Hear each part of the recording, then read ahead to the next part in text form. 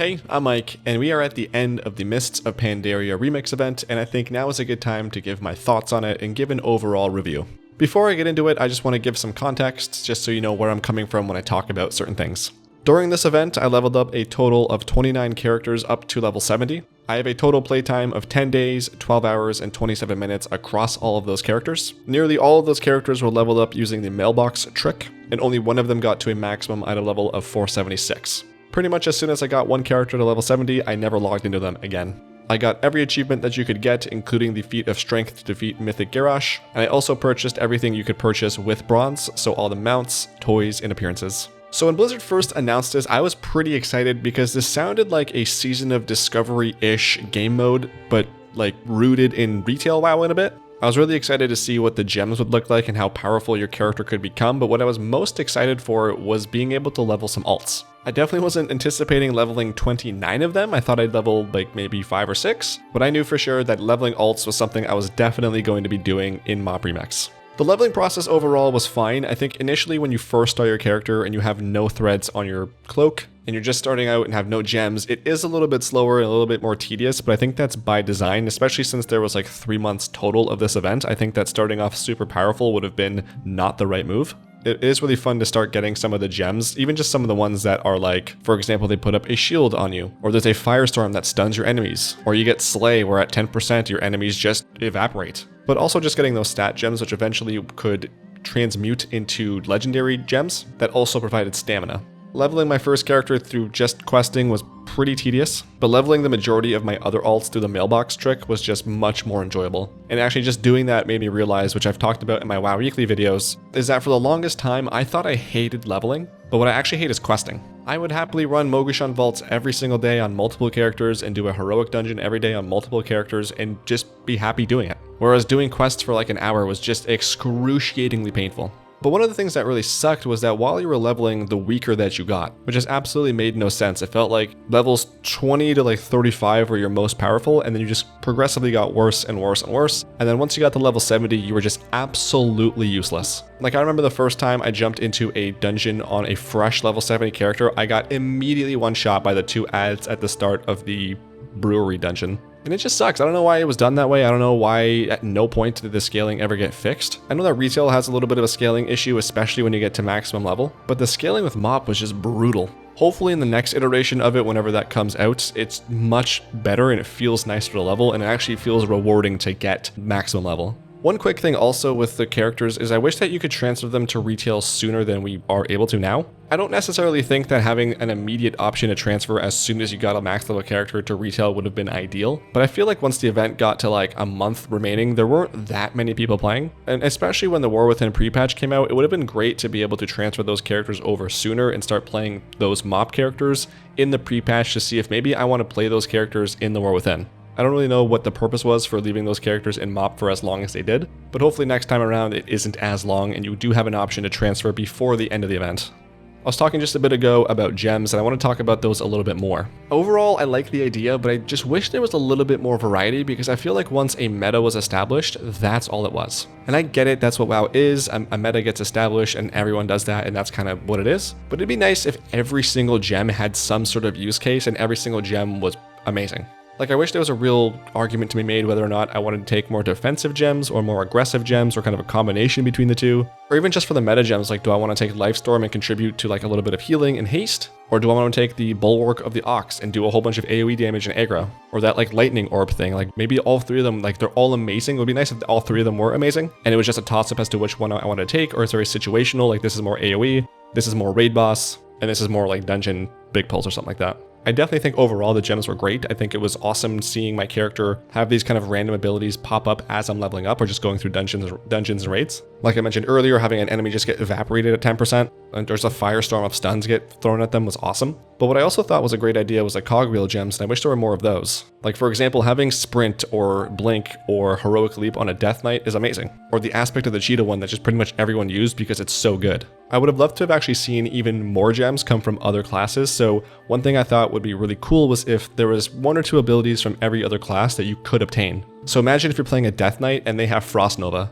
or you're playing a Rogue with Blessing of Protection, or a Monk with Death Grip, or any other variety of spells. I think that would have been really cool if we had that ability to kind of Play one character, but also have like a taste of another and just really mash up these cool playstyles. Another thing too related to gems is that I wish that the way that sockets worked was a little bit different. Personally, I would have liked to have seen a prismatic and tinker slot on every single piece. Ideally 1 prismatic and 2 tinkers. Maybe increase the amount of metas to 2 or 3, and the amount of cogwheel gems to, again, 2 or 3. The reason for this is because after a while, having all these prismatic sockets just kind of felt redundant. Like I have a bunch of haste, I have a bunch of speed, and a bunch of stamina, but I also have a bunch of leech, and my health doesn't really matter. So my neck, my rings, my trinkets, my chest, and my legs, all having prismatic sockets only, that's overkill. I would have much rather have been able to play with some of the other gems in those slots, and better be able to mishmash how I want to play. Because again, just imagine if you get to have the Lifestorm plus a Bulwark of the Ox. And if you want to go full movement, you can be a Death Knight that runs Heroic Leap, Blink, and Sprint. I think that just would have been a lot more fun, definitely contributed to the OP of it all, which I think is part of the advertisement that they had been going for, and just would have been cool. I just want to stay on the topic of gear for a little bit because I really liked how the gear was very easy to get. And if you wanted to, I really liked how you could just take a piece of gear you got very early on, like at level 1 or 2, and use bronze to upgrade it all the way through to level 70. I don't really know why the neck, rings, and trinkets were not upgradable. I think that was a really interesting choice, I guess. I think going back to what I was just talking about with having less prismatic sockets, if they had just let us upgrade the item levels for those specific pieces of gear, they probably could have taken off all of the prismatic sockets from the chest and legs, or just removed how many there were and just instead replaced them with some or all tinker gems. And that again would have kind of fulfilled what I was just talking about earlier. Speaking of bronze though, and I'll kind of loop threads into this, I really liked how everything you did rewarded that. It did not matter what you did, you were progressing your character. One of the things I struggle with sometimes in retail is not really knowing where to focus my time because I feel like I'm not progressing in the proper way. So sometimes I'll focus on achievements, but I think, I'm not really upgrading my character. But then I go focus on upgrading my character and I'm like, I'm not getting more achievements. And what I loved in MoP was that regardless of what I was doing, whether it was farming reputation, questing, dungeons, raids, getting those achievements, all of it rewarded bronze and threads. Everything I was doing was increasing my character's power and everything felt rewarding. I think with the initial launch when bronze acquisition was a little bit slower, that was definitely a little bit painful, and I think having to pick between upgrades and cosmetics was not a choice I was really fond of, and I think a lot of people agreed with me at the time. It felt like people were divided into 2 very specific camps, which was get bronze to upgrade your gear so you can get the cosmetics very quickly and easily later, or work on getting all the cosmetics a little bit slower but first, and then focus on getting your gear upgraded. My initial thought, and I think a lot of people agreed, was that there should have been a second currency released for this. So bronze is for your gear, and then just, I don't know, like silver for example is for cosmetics and stuff. But I think within like the first month, the Blizzard had just completely buffed bronze acquisition as well as thread acquisition actually. And it was just so easy to get a bunch of bronze, which if they do this in the next remix, the speed at which you acquire bronze now, that is perfect because then I don't really feel bad about buying upgrades or buying appearances. Even before the buffs, I knew that having a little over 3 months, I would have gotten everything I wanted to get done. But there is still that little nugget of doubt in the back of your mind, like, well, I don't know, like how much do I really have to play to get this done? But I think that if the bronze acquisition now had been how it was when the game was released, I think overall the reception to that one currency would have been much better. And on top of that too, I think that not many people would have minded upgrading their gear first. Because I was definitely someone who went and got most of the mounts and toys and stuff first, and then started upgrading my gear. Staying on the topic of bronze and threads too, I think one of the things that I personally didn't really like was that how Blizzard really played whack-a-mole the first few weeks, trying to nerf different bronze farming spots. There was like the frog farm, and then there was like some crane farm. I remember Heart of Fear at some point was a farm. And just overall, I really don't like that. I feel like if people want to no-life the game, let them. If they have the time and they want to dedicate themselves to that and just no-life it, like, go ahead, do that. Get your cloak up to insane levels, get your gear all maxed out, all that stuff. Make these exclusive 476 only groups way before anyone else can. That's fine, that's great. That doesn't affect me because I feel like that's not the majority of people. I definitely could have gone and farmed a little bit of frogs or done any of the other bronze/thread farms, but that's not fun and I didn't want to do that, so I'm not going to. But if Joe Schmo was like, yeah, I want to do that, I want to get super powerful right away, cool, go for it. Because also through that, I think that people would also start trickling down their help to other people. Because as great as it is to have a group of 476 players, people have egos, people love being the center of attention, people just like seeing themselves just destroy others on the meters. And there would have been plenty of insanely geared people joining these lower level groups and just completely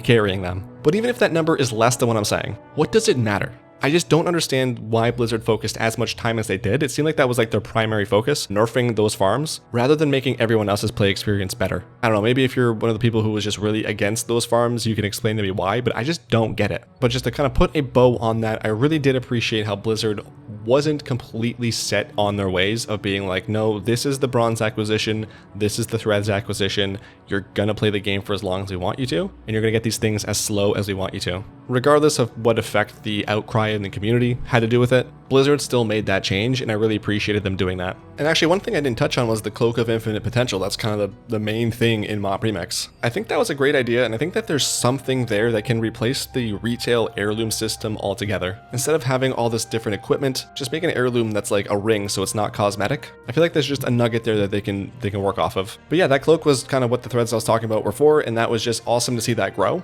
One complaint I do have about that I think a lot of people agree with is that I didn't like how the stats carried over to your alts. Not only was I excited to level alts in Mop Remix, I was kind of excited to play them. And when I saw the very minimal amount of stats that got carried over with that, in addition to just 100% experience, it was kind of disappointing. Like, it's better than nothing, I guess, but it sucked because like I leveled 29 characters and it would have been nice if there was some sort of like overarching buff to all my characters. I'm not saying have it be a 100% carryover, but definitely having it be more than what it was would have been preferable. Because I think too, like the promotion for this was be OP, and I think that was such a missed opportunity to let us be OP. And another part of the advertisement was leveling up your characters. And yeah, you are getting 100% more experience on alts, but like what if you had like an additional 10% for every alt that you leveled or something like that, on top of the experience threads that each alt got on their own? I don't know, I just feel like the cloak was overall a good idea. Again, it was cool to see it grow, and it was nice to see my characters get stronger, but just alt-wise, it just was disappointing. And that kind of just jogged another thought as well.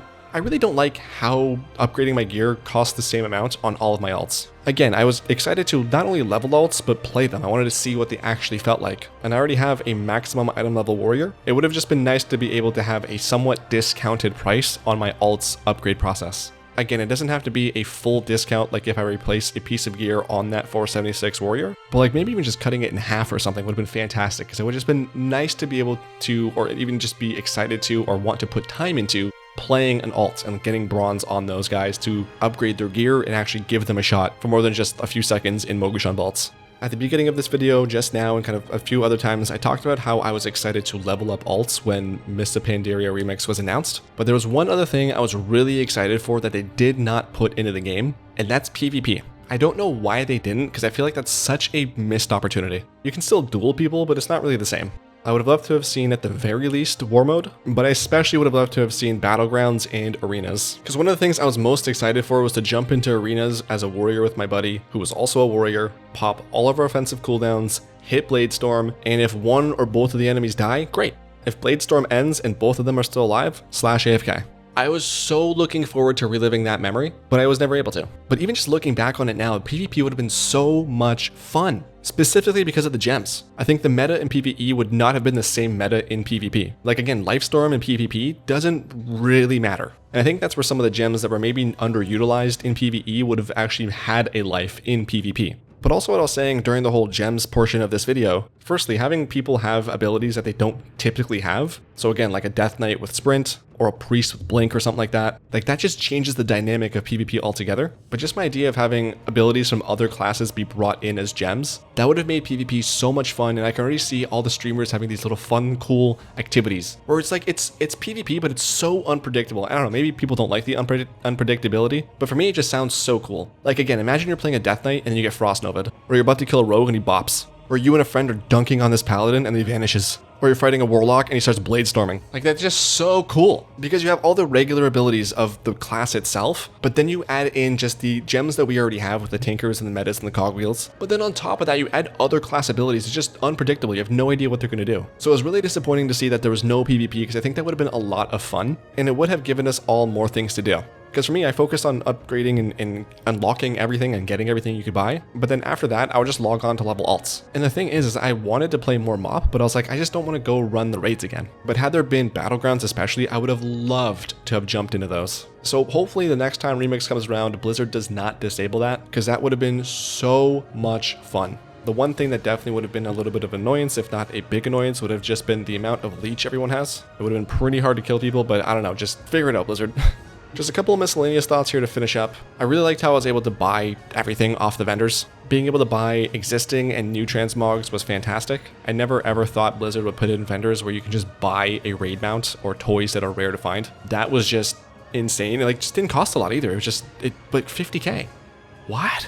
Like there was this guy back in Legion in my guild that farmed Mythic Siege of Orgrimmar just, I think, over 1,000 times for his tusks. And we roasted him when he came back from Mop Remix. Like, hey, look how easy it is to get now. Like, you could just get them off a vendor. That's some private service stuff right there. I love that. That was great. I don't know if Blizzard intended for this or if they just saw it happen and were like, oh, that's kind of cool and we'll just let it slide. But the fact that they had these bonus experience items drop off of bosses that if were not looted would just get mailed to you. I think that was just such a great little trick for people to find and use to level. Because again, the majority of my characters, that's how they were leveled. I would log in, do Mogushan vaults, run my daily heroic, and then after like 4 or 5 days, I would just loot my mailbox and just go from level like 30 to 70 in a minute and a half. Not even. Again, I don't know if that was purposely done like that or if it was just done like that and Blizzard then realized that it was that way and they left it. But either way, I love that. I just wanted to mention that here real quick. I think having a daily lockout for the raids was a great idea, and having them be something you experience not only at max level, but while you're leveling was a great idea as well. One thing I didn't like was the extra action button with the Tinkers and the Extract Gem and the Sands. I thought that was in the way. It would have been nice if that was in my spellbook, or if I like dragged that ability onto my action bars, it would have stayed there and the bar would have gone away, because I just hated having that extra little thing to the side. A small quality of life change I would have loved to have seen was having one of these scrapping things inside the city. I don't know why it bugged me as much as it did, because it is just a quick cast and you can cast it every minute. But going into the city and having to cast the sands just annoyed me. I think all the scrolls that they had with the extra buffs were a great idea as well. And I think the summon and resurrection scrolls were just a perfect idea. Whoever thought of that just deserves a raise. I think those need to make their way to retail. I think summoning stones and warlocks are a thing of the past. Everyone should have the ability to summon as easily as that. I'd be willing to leave the resurrection system as it is now. If anyone could resurrect, even with a scroll like it is in MoP, that'd be great. But at the very least, please Blizzard, bring these summoning scrolls to retail. That was such a good addition. So overall, what did I think of MoP Remix? I loved it. I thought it was great. It was advertised as a way to be very OP and to level up a bunch of alts. And I think despite the rocky launch, they delivered on both of those fronts. Blasting through bosses in a Mythic Siege of Orgrimmar with a group of 476s just felt great. Leveling alts from 10 to 70 in anywhere from 2.5 to 3.5 hours was terrific. And overall, just it released at such a great time. It seemed like the general consensus online was that people weren't all that excited about Season 4. And maybe the way Season 4 turned out was just intentional on Blizzard's part, because they wanted to make sure that people weren't feeling like they were forced to play it. And if they wanted to, they could play Season of Discovery, or they could play MoP Remix, or Classic, or whatever it was. For me personally, I've always been a fan of the end of expansion lulls. I really enjoy there being really nothing to do, and it's just like, go do whatever. The expansion's over, just relax. They always kind of gave me the vibe of like the last couple weeks of school where you have to go to school, but like you're not really doing anything. So for me, like if they had just released Season 4, I would have loved it. But I think that releasing a literal expansion in this like Season of Discovery-ish type of thing was just such an insane idea. Like just we got an entire expansion as an end of expansion event. So that was awesome. I overall really enjoyed my time playing. I appreciate MoP for helping me realize that I do enjoy leveling, I just hate questing. I think Blizzard definitely needs to bring back Remix in the future. It makes sense for it to be an end of expansion event because that's probably the most amount of time people will have to play the mode without feeling like they're missing out on something in retail. It seems like a lot of people are saying that either Legion or Warlords of Draenor would be the best remix to do next. I don't really know how I feel about Legion just because that was kind of the start of the very grind heavy era of WoW. But if they could find a way to make it not as tedious and as just mind-numbingly excruciating, that could be a lot of fun with the artifacts. There were some very great raids in that expansion, and just overall, that could be a really good time. So hopefully this is not the last that we see of a remix event, and I'd be very surprised if it were. I definitely think there are some things that could have been done a little bit better, some nitpicky things here and there, but overall, looking at Mists of Pandaria as a whole, it was a lot of fun. I had a great time and I loved it. So hats off to Blizzard for a very successful event. But those are all of my thoughts on the event. Feel free to let me know what you think of my thoughts, or leave your own thoughts down below. Let me know what you thought of MoP Remix, what you're looking forward to in future remixes, and what expansions you think would work well with this system. And let me know overall what you enjoyed most in MoP. If you like this video or any of my others, I would love it if you considered subscribing, because I'm trying to get to 100k. Still a far ways off, but any little bit helps. As always, thank you so much for watching. I love you so hard. Have a fantastic day, and I'll talk to you soon. Bye.